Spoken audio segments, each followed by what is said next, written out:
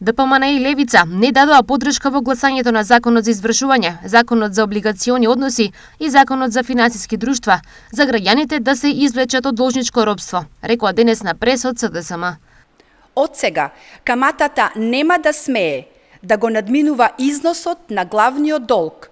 Трошоците за еден така наречен брз кредит нема да смеат да бидат повисоки од 60% од износот на кредитот, а рокот за застарување го намаливме од 10 на 5 години.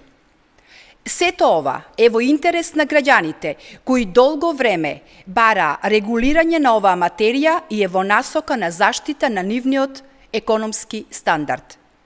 Но тоа очигледно не е важно за пратениците на ДПМН и Левица, кои не дадоа поддршка за овие важни закони. Уште еднаш, како и многу пати досега, ДПМН и Левица докажуваа дека воопшто не им е грижа за граѓаните,